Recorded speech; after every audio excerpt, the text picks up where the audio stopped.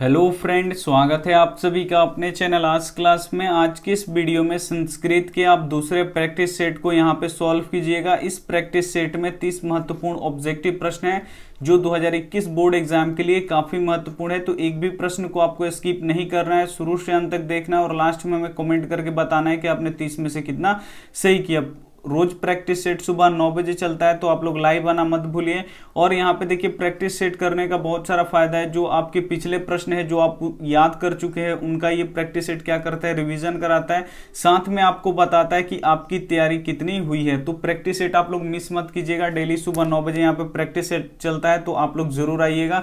तो आइए शुरू करते हैं यहाँ पे पहले नंबर प्रश्न से। और पहला ही प्रश्न काफी महत्वपूर्ण है। पहला प्रश्न यहाँ पे देखिए, हिरण्मय पात्रेण दृष्टिये यह मंत्र किस उपनिषद से उद्धत है। ए ऑप्शन है ईश्वास्योपनिषद, बी ऑप्शन है मुंडकोपनिषद, सी ऑप्शन है यहाँ पे कठोपनिषद, डी ऑप्शन है यहाँ पे श्वेतोपनिषद। तो यहाँ पे बताना है कि हिरण्मय पात्रेण दृष्टिये ये किस उपनिषद से उद्धत है। तो ये ईश्वास्योपनिषद से क्या है, उद्धत है, यानी ईश्वास्योप उपनिषद से ये क्या किया गया है, लिया गया है। यानी यहाँ पे ए ऑप्शन क्या हो जाएगा, यहाँ पे बिल्कुल सही हो जाएगा। ये देखते हैं अगला प्रश्न। यहाँ पे अगला प्रश्न देखिए 2 नंबर, किसके काल में पाटलिपुत्र की रक्षा व्यवस्था उत्कृष्ट थी। काफी महत्वपूर्ण प्रश्न है कि किसके काल में जो पाटलिपुत्र की रक्षा व्यवस्था थी वो सबसे अच्छा थी। ए ऑप्शन है चंद्रगुप्त मौर्य, बी ऑप्शन है समुद्रगुप्त, सी ऑप्शन है यहाँ पे कुमारगुप्त, डी ऑप्शन है इनमें से कोई नहीं।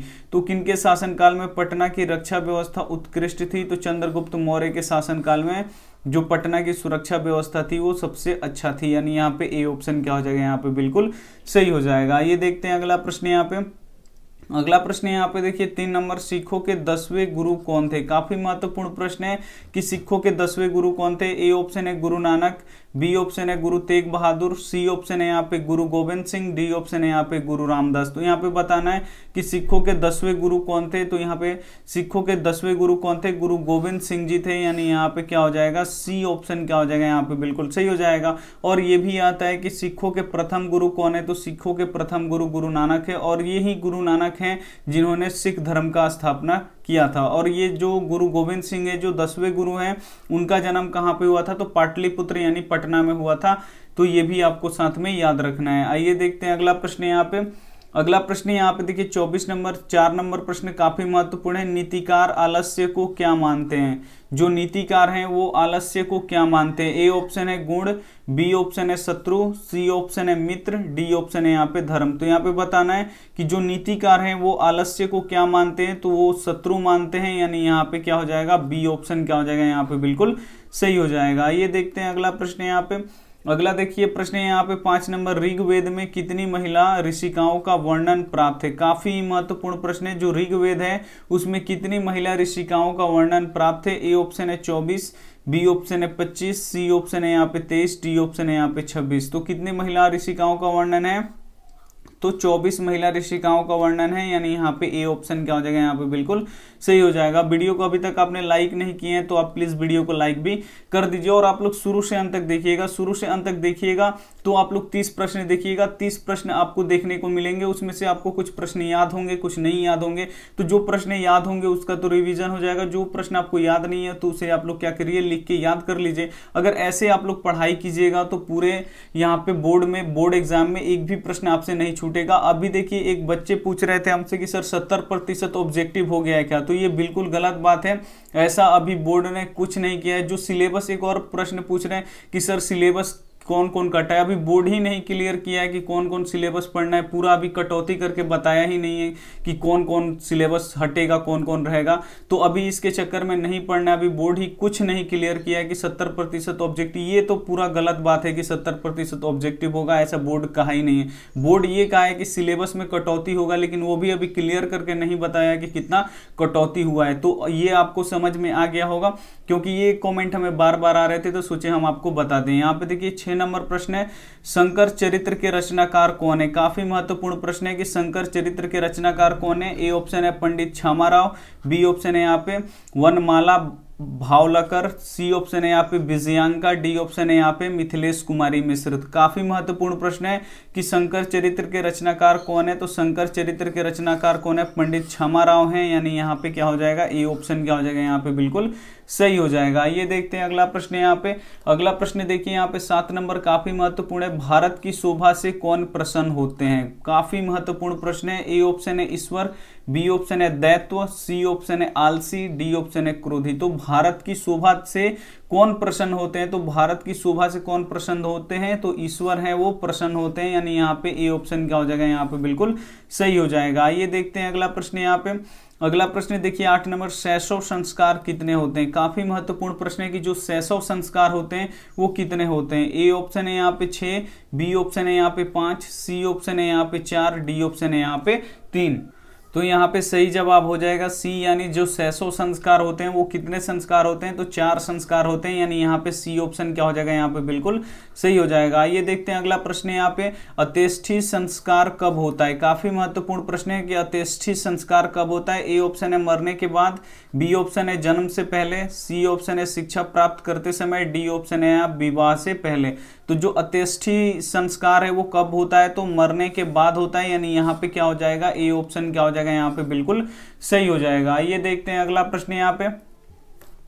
अगला प्रश्न यहाँ पे देखिए 10 नंबर, काफी महत्वपूर्ण है। यहाँ पे देखिए परम तृप्ति देने वाला क्या है। यहाँ पे बताना है कि परम तृप्ति देने वाला क्या है। ए ऑप्शन है विद्या, बी ऑप्शन है लोभ, सी ऑप्शन है क्रोध, डी ऑप्शन है दीर्घसूत्र। तो यहाँ पे बताना है कि परम तृप्ति किससे प्राप्त होता है, तो परम तृप्ति हमें विद्या से प्राप्त होता है, यानी यहाँ पे ए ऑप्शन क्या हो जाएगा यहाँ पे बिल्कुल सही हो जाएगा। ये देखते हैं अगला प्रश्न यहाँ पे 11 नंबर प्रश्न है, नवीन दृष्टि संपन्न शिक्षक कहाँ पहुंचे। ए ऑप्शन है दीनदयाल टोला, बी ऑप्शन है गोसाई टोला, सी ऑप्शन है भिखन टोला, डी ऑप्शन है यहाँ पे नीम टोला। तो यहाँ पे नवीन दृष्टि संपन्न शिक्षक कहाँ पहुंचे, तो वो भिखन टोला पहुंचे, यानी यहाँ पे क्या हो जाएगा, सी ऑप्शन क्या हो जाएगा यहाँ पे बिल्कुल सही हो जाएगा। ये देखते हैं अगला प्रश्न यहाँ पे। अगला प्रश्न 12 नंबर है, दलितों ने हिंदू समाज का तिरस्कार कर क्या किया।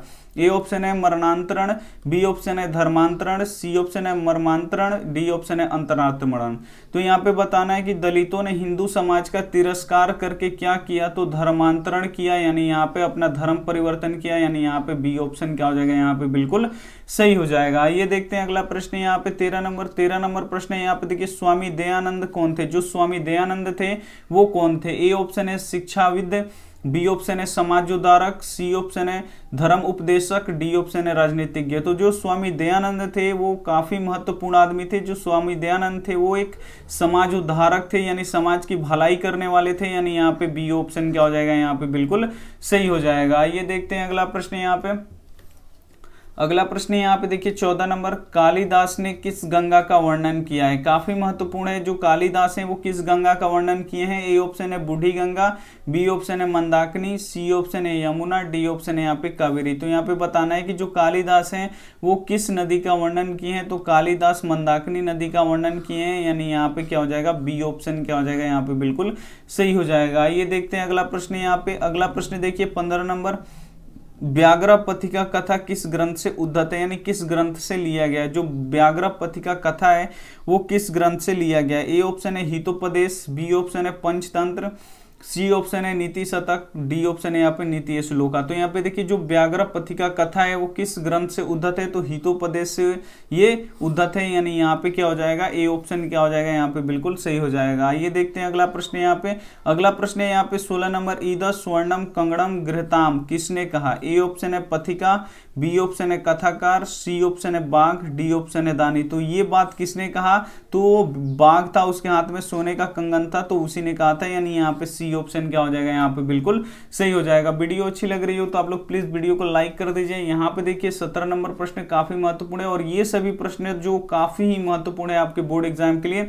तो इसमें से जो प्रश्न आपको याद है उसका आप लोग रिवीजन कर लीजिए, और जो प्रश्न आपको याद नहीं है उसे आप लोग क्या कर लीजिए, नोटबुक पे लिख के याद कर लीजिए। और एक भी प्रश्न आपको छोड़ना नहीं है, शुरू से अंत तक देखना है। यहाँ पे देखिए कर्ण किस देश के राजा था। जो कर्ण था वो किस देश का राजा था। ए ऑप्शन है बंग देश का, बी ऑप्शन है यहाँ पे भंग देश का, सी ऑप्शन है यहाँ पे अंग देश का, डी ऑप्शन है यहाँ पे रंग देश का। तो यहाँ पे देखिए जो कर्ण थे वो किस देश के राजा थे, तो वो अंग देश के राजा थे, यानी यहाँ पे क्या हो जाएगा, सी ऑप्शन क्या हो जाएगा यहाँ पे बिल्कुल सही हो जाएगा। ये देखते हैं अगला प्रश्न यहाँ पे। अगला प्रश्न है 18 नंबर, परपीड़न से क्या मिलता है। काफी महत्वपूर्ण प्रश्न है कि परपीड़न से क्या मिलता है। ए ऑप्शन है पुण्य, बी ऑप्शन है लाभ, सी ऑप्शन है यहाँ पे हानि, डी ऑप्शन है यहाँ पे पाप। तो यहाँ पे बताना है कि परपीड़न से क्या मिलता है, तो परपीड़न से हमेशा हानि ही मिलता है, यानी यहाँ पे क्या हो जाएगा, सी ऑप्शन क्या हो जाएगा यहाँ पे बिल्कुल सही हो जाएगा। आइए देखते हैं अगला प्रश्न। 19 नंबर प्रश्न है, यहाँ पे देखिए ऋषियों द्वारा प्रणीत को क्या कहते हैं। ए ऑप्शन है मिथिकम, बी ऑप्शन है यहाँ पे कीर्तिकम, सी ऑप्शन है यहाँ पे वैदिकम, डी ऑप्शन है यहाँ पे औपनौषधिकम। तो यहाँ पे बताना है कि ऋषियों द्वारा प्रणीत को क्या कहते हैं, तो इसे कृतिकम कहते हैं, यानी यहाँ पे क्या हो जाएगा, बी ऑप्शन क्या हो जाएगा यहाँ पे बिल्कुल सही हो जाएगा। ये देखते हैं अगला प्रश्न है यहाँ पे। अगला प्रश्न है यहाँ पे देखिए 20 नंबर, यह संपूर्ण संसार किसके द्वारा अनुशासित है। काफी ही महत्वपूर्ण प्रश्न है कि यह संपूर्ण संसार यानी यह पूरा संसार किसके द्वारा अनुशासित है। ए ऑप्शन है आत्मा, बी ऑप्शन है परमात्मा, सी ऑप्शन है साहित्य, डी ऑप्शन है इनमें से कोई नहीं। तो यहाँ पे देखिए जो पूरा संसार है वो किसके द्वारा अनुशासित है, तो परमात्मा के द्वारा अनुशासित है, यानी यहाँ पे बी ऑप्शन क्या हो जाएगा यहाँ पे बिल्कुल सही हो जाएगा। बस आप लोग शुरू से अंत तक देखते रहिएगा तो यहीं पे ये सभी प्रश्न आपको याद हो जाएगा। यहाँ पे देखिए 21 नंबर प्रश्न है, सरस्वती का कुल गृह कौन सा महानगर था। जो सरस्वती जी थी उनका कुल गृह कौन सा महानगर था। ए ऑप्शन है भागलपुर, बी ऑप्शन है नालंदा, सी ऑप्शन है पाटलिपुत्र, डी ऑप्शन है यहाँ पे दरभंगा। तो सरस्वती का कुल गृह कौन सा महानगर था, तो पाटलिपुत्र था, यानी यहाँ पे क्या हो जाएगा, सी ऑप्शन क्या हो जाएगा यहाँ पे बिल्कुल सही हो जाएगा। ये देखते हैं अगला प्रश्न है यहाँ पे 22 नंबर प्रश्न है, घर में लगी आग को देखकर कौन पलायन हो गई। काफी महत्वपूर्ण प्रश्न है कि जब घर में आग लगाया गया असली आलसी को पहचानने के लिए तो कौन पलायन हो गए। ए ऑप्शन है आलसी लोग, बी ऑप्शन है समझदार लोग, सी ऑप्शन है फुर्तीले लोग, डी ऑप्शन है धूर्त लोग। तो यहाँ पे देखिए जब घर में आग लगाई गई असली आलसी को पहचानने के लिए, तो जो धूर्त लोग थे, जो बनावटी आलसी बनाकर उसमें भोजन ग्रहण कर रहे थे, वो क्या किए, फटाक उठ के वहां से पलायन हो गए, और जो असली आलसी थे वहां पे वो सोए ही रह गए। तो जो धूर्त थे वो क्या हो गए, पलायन हो गए, यानी यहाँ पे डी ऑप्शन क्या हो जाएगा बिल्कुल सही हो जाएगा। आइए देखते हैं अगला प्रश्न। 23 नंबर प्रश्न काफी महत्वपूर्ण है। 23 नंबर प्रश्न यहाँ पे देखिए कंपन राय की रानी कौन थी। ए ऑप्शन है तिरुलांबा, बी ऑप्शन है गंगा देवी, सी ऑप्शन है यहाँ पे देव कुमारिका, डी ऑप्शन है रामभद्रम्बा। तो यहाँ पे बताना है कि कंपन राय की रानी कौन थी। तो यहाँ पे देखिए जो गंगा देवी थी वो कंपन राय की यहाँ पे रानी थी, यानी यहाँ पे क्या हो जाएगा, बी ऑप्शन क्या हो जाएगा यहाँ पे बिल्कुल सही हो जाएगा। ये देखते हैं 24 नंबर प्रश्न। 24 नंबर प्रश्न देखिए काफी महत्वपूर्ण है, यज्ञवल्क्य ने आत्म तत्व की शिक्षा किसको दी थी। काफी महत्वपूर्ण प्रश्न है। ए ऑप्शन है मैत्रेयी को, बी ऑप्शन है यहाँ पे गर्गी को, सी ऑप्शन है यहाँ पे सुलभा को, डी ऑप्शन है यहाँ पे रामभद्रम्बा को। तो यहाँ पे देखिए यज्ञवल्क्य ने आत्म तत्व की शिक्षा किसे दी थी, तो मैत्रेयी को दी थी। और मैत्रेयी कौन थी, यज्ञवल्क्य की तो पत्नी थी, ये भी आपको पता होना चाहिए, यानी यहाँ पे ए ऑप्शन क्या हो जाएगा यहाँ पे बिल्कुल सही हो जाएगा। ये देखते हैं अगला प्रश्न यहाँ पे 25 नंबर प्रश्न देखिए, प्राचीन संस्कृति की पहचान किससे होती है।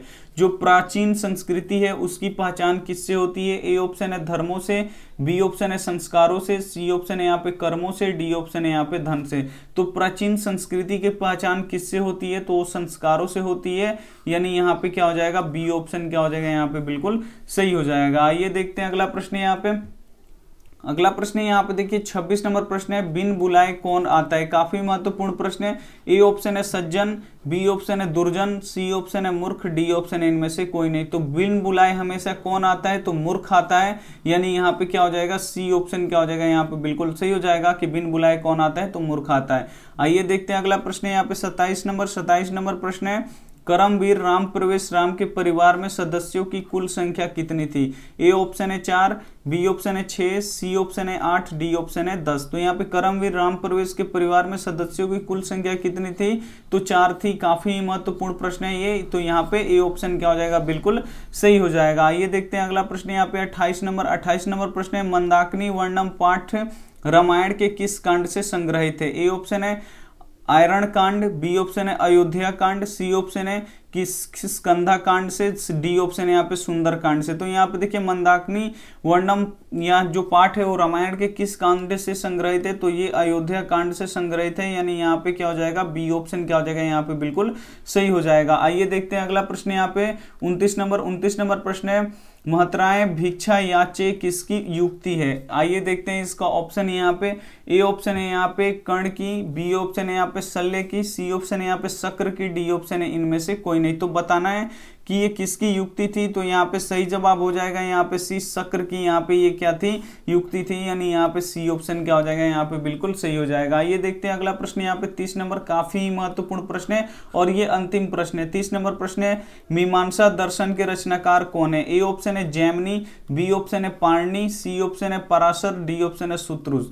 तो यहाँ पे बताना है कि मीमांसा दर्शन के रचनाकार कौन है। तो मीमांसा दर्शन के रचनाकार कौन है? तो जैमिनी है, यानी यहाँ पे ए ऑप्शन क्या हो जाएगा, यहाँ पे बिल्कुल सही हो जाएगा। आइए देखते हैं यहाँ पे होमवर्क प्रश्न यहाँ पे देखिए काफी महत्वपूर्ण है। देवलोक का मार्ग किससे प्रशस्त है? ए ऑप्शन है असत्य से, बी ऑप्शन है सत्य से, सी ऑप्शन है लोभ से, डी ऑप्शन है त्याग से। तो आपको ए बी सी ऐसे करके कमेंट नहीं करना है, पूरा आपको लिख के भेजना है ताकि क्वेश्चन का आपका रिवीजन हो जाए। अगर वीडियो को अभी तक आपने लाइक नहीं किया है तो प्लीज वीडियो को लाइक कीजिए, अपने दोस्तों के पास स्टडी ग्रुप में शेयर कीजिएगा तो सर को हेल्प होगा। और अपने चैनल को आपने सब्सक्राइब नहीं किया है अभी तक तो प्लीज चैनल को सब्सक्राइब कर लीजिए, क्योंकि यहाँ पे 10वीं की तैयारी बहुत ही अच्छी तरीके से कराई जाती है। थैंक यू फॉर वॉचिंग, मिलते हैं अगले वीडियो में, तब तक अपना ध्यान रखिए, मन लगा के पढ़ाई कीजिए। Take care and bye.